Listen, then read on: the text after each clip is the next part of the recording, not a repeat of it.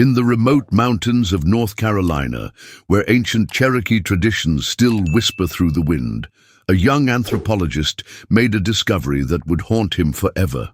Sarah Crow Feather, the last keeper of her tribe's most sacred secrets, had warned him with tears in her eyes, "Please don't look under the sack."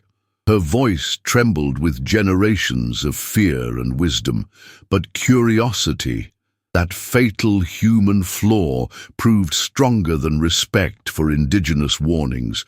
What he found beneath that weathered burlap would challenge everything he believed about life, death, and the thin veil between worlds. This is the true story of a boundary that should never have been crossed, and the terrifying price one man paid for his arrogance. Don't forget to like this video if you're ready for the truth, comment what you think he found, and subscribe for more stories that will change how you see the world forever. Dr. Michael Harrison arrived at the Cherokee Reservation in western North Carolina on a humid September morning in 1987. The young anthropologist from Duke University had spent months securing permission to document traditional burial practices for his doctoral dissertation. His academic credentials were impeccable, but nothing had prepared him for the weight of ancient secrets that hung in the mountain air like morning fog. Sarah Crow Feather met him at the edge of the settlement, her weathered hands clutching a bundle of sage. At 73, she was the tribe's last. Traditional medicine woman, keeper of rituals that predated European contact by centuries. Her dark eyes held depths that seemed to reflect generations of wisdom and sorrow. She studied Michael with the intensity of someone reading an ancient text. "You come seeking knowledge?" she said, her voice carrying the musical cadence of her native tongue mixed with careful English. "But some knowledge carries a price heavier than gold, heavier than your degrees and papers." Michael nodded respectfully. Though he couldn't hide his eagerness to begin his research, he had read every published paper on Cherokee death rituals. The reservation felt frozen in time, where traditional wooden houses stood alongside modern trailers and pickup trucks shared driveways with horses. Children played in yards while elders sat on porches, their eyes following the young outsider with mixture of curiosity and wariness. Michael felt the weight of being an intruder in a sacred space. Sarah led him to her small cabin nestled against the tree line, where bundles of herbs hung from the ceiling and ancient pottery lined the shelves. The air inside was thick with the scent of sweetgrass and something else, something older and more primal that made Michael's skin prickle with inexplicable unease. He set up his recording equipment while Sarah watched silently. "My grandmother told me stories," Sarah began, settling into a worn rocking chair. "Stories about the thin places, where our world touches the spirit." A world! She said some things are meant to stay hidden, protected by ceremonies older than these mountains. Her voice dropped to almost a whisper, as shadows seemed to gather in the cabin's corners. Michael leaned forward, his recorder capturing every word. This was exactly the kind of authentic material his dissertation needed. Unfiltered traditional beliefs from a primary source.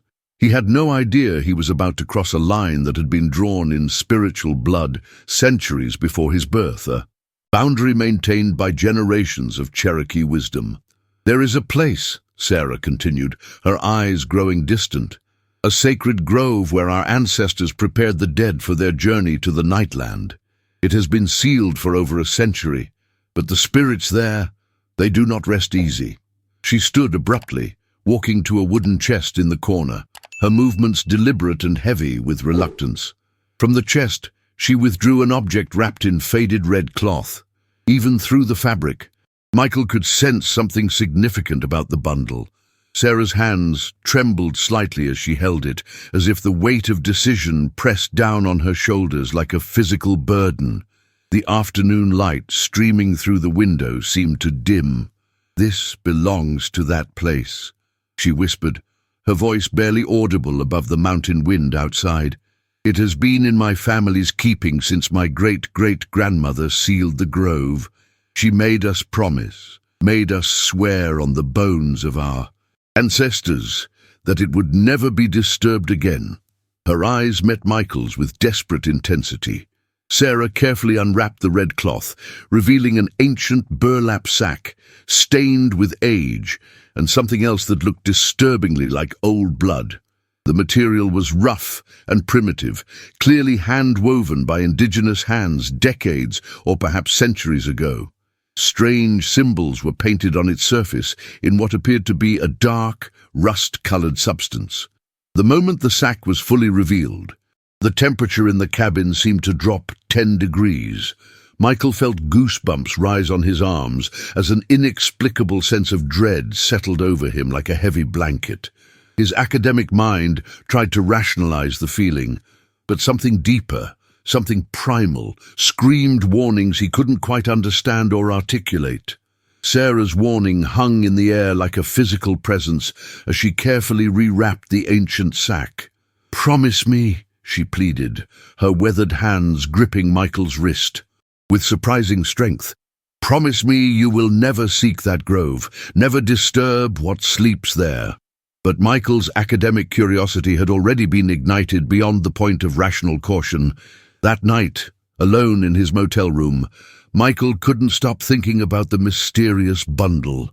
He had photographed the symbols on the sack before Sarah noticed, and now he spread the images across his bed, trying to decipher their meaning. The markings seemed to shift and writhe in the lamplight, creating optical illusions that made his head ache. Using his laptop and satellite phone, Michael contacted colleagues at universities across the country, sending digital copies of the symbols. Within hours, responses began flooding in, fragments of translation that painted a disturbing picture. The symbols weren't just decorative. They were warnings, bindings, spiritual locks meant to contain something that should never be released into the world. Dr. Elizabeth Harmon, from Harvard's Indigenous Studies Department, called him directly. "Michael, where did you find these markings? They're similar to containment symbols used by several southeastern tribes, but these are more complex, more desperate. It's as if whoever created them was trying to lock away something truly terrifying." Her voice carried genuine concern through the static.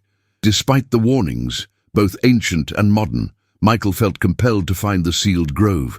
He told himself it was purely academic, that documenting these sites was crucial for preserving indigenous history. But deep down, he knew his motivation was darker, the intoxicating thrill of uncovering secrets that had been hidden for over a century. The next morning, Michael hired a local guide named Tommy Sequoia, a young Cherokee man who needed money for his daughter's medical bills.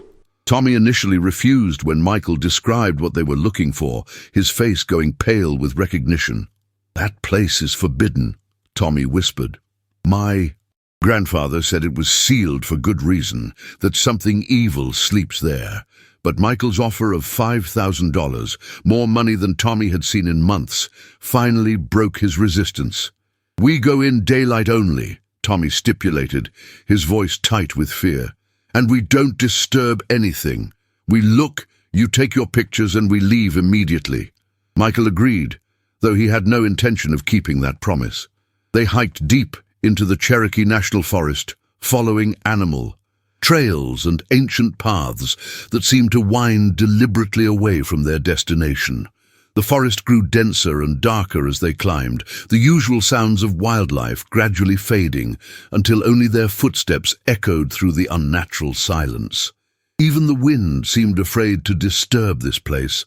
After 4 hours of climbing, they reached a circular clearing surrounded by ancient oak trees whose trunks were carved with the same symbols Michael had seen on the sack.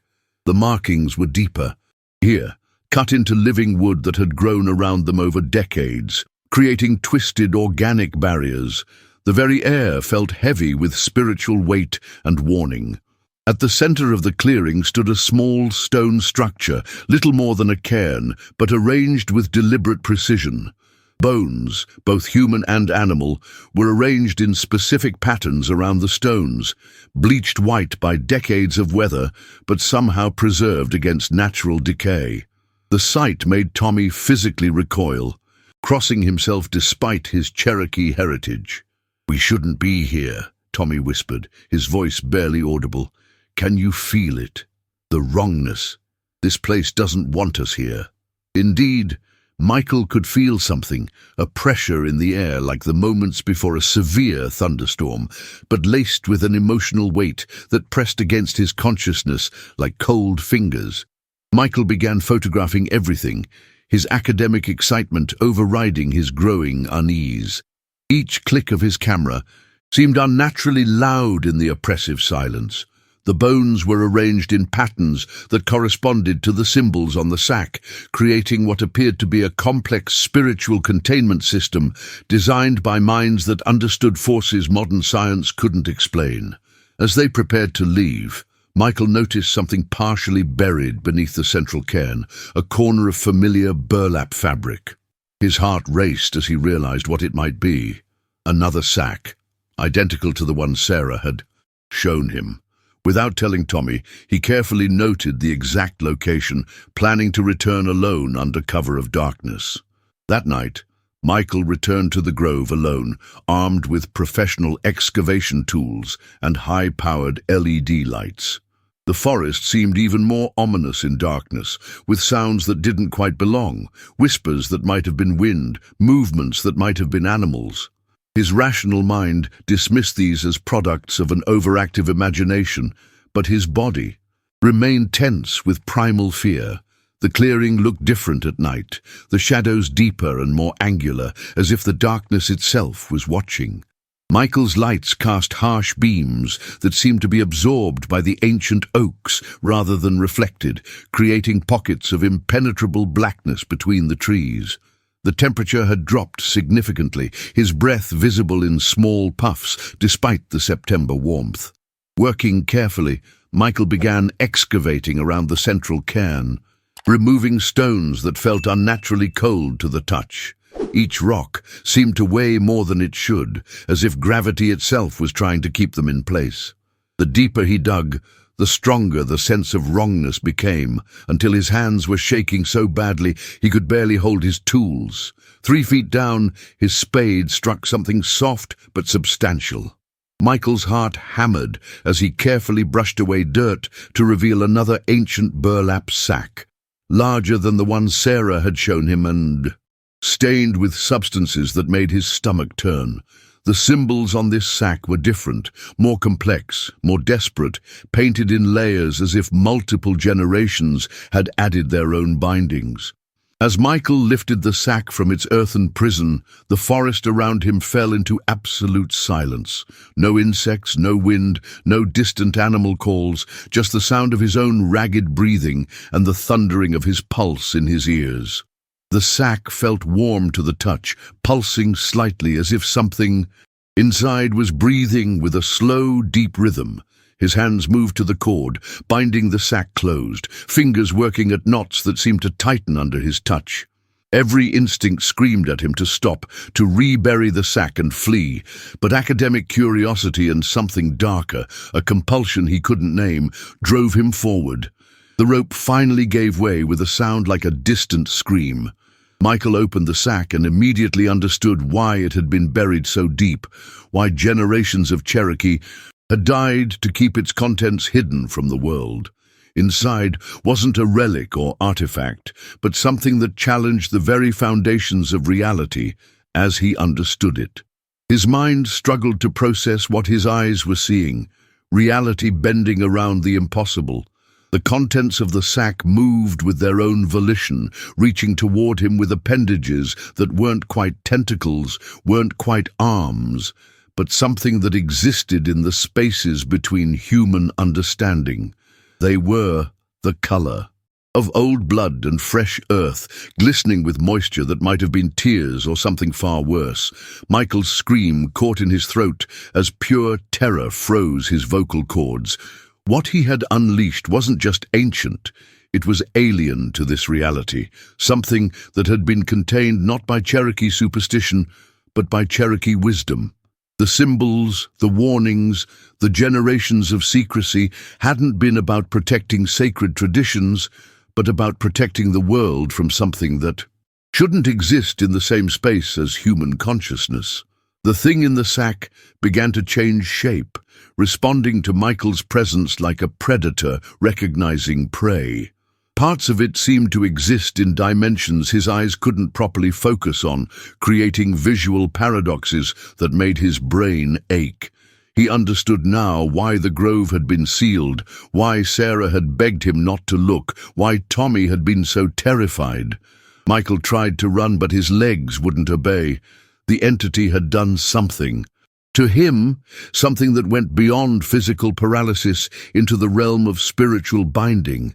He could feel it inside his mind now, exploring his memories, his fears, his deepest secrets. It fed on human consciousness the way fire feeds on oxygen, consuming and transforming everything it touched. As the night wore on, Michael experienced horrors that had no names, visions that would never leave him even if he survived this encounter.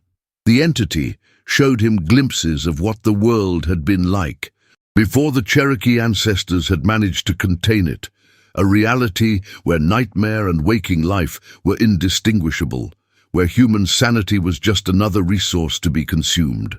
When dawn finally broke over the grove, Tommy Sequoia found Michael collapsed beside the opened sack, his hair turned completely white and his eyes reflecting a depth of terror that would never fade. Michael was alive, but whatever had happened during the night had fundamentally changed him in ways that transcended physical trauma. He spoke in whispers now, constantly looking over his shoulder at shadows that others couldn't see. The entity was gone, but not destroyed. It had simply moved on, satisfied with its feeding, and once again free to roam the world after more than a century of containment.